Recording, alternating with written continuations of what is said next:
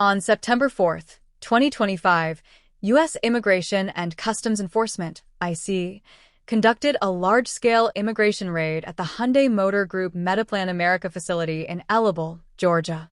The operation, described as the largest single-site immigration enforcement action in IC history, led to the detention of approximately 475 workers.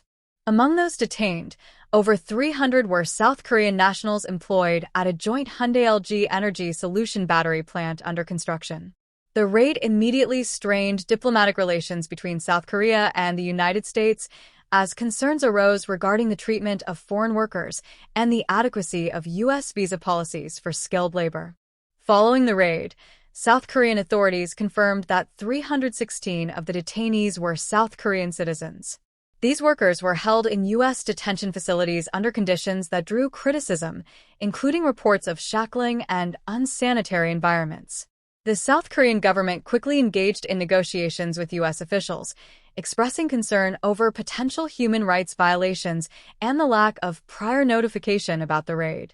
The situation prompted Seoul to launch its own investigation into the treatment of its nationals and the broader issues surrounding the U.S. visa system for skilled workers. After several days of diplomatic engagement, the detained South Korean workers were released from the Georgia facility. They were transported by bus to Hartsfield-Jackson Atlanta International Airport, where a chartered Korean Air flight awaited them. On September 11, 2025, the workers boarded the flight home, which was scheduled to arrive in South Korea on the afternoon of September 12. Their release marked the end of a tense period, though the incident continued to reverberate diplomatically and economically. The Hyundai CEO, Jose Munoz, revealed that he first learned of the raid through news reports, highlighting a lack of internal communication and coordination. Munoz expressed deep concern for the workers affected by the raid and reiterated Hyundai's commitment to investment in U.S. infrastructure. The disruption caused by the detention has delayed the startup of the Georgia battery plant by an estimated 2 to 3 months. Hyundai has had to reassign workers from other facilities to fill critical gaps in expertise, emphasizing the operational impact of immigration enforcement on specialized manufacturing projects. In response to the incident, Hyundai advocated for the establishment of special visa provisions for foreign experts, noting that similar arrangements exist for professionals from countries such as Canada and Singapore but not South Korea. These provisions would allow skilled foreign workers to temporarily enter the United States without facing the risk of sudden detention. LG Energy Solutions North America President Robert Lee expressed optimism that future incidents could be avoided and stressed the importance of smoother international labor mobility for industry-specific roles in the high-tech manufacturing sector.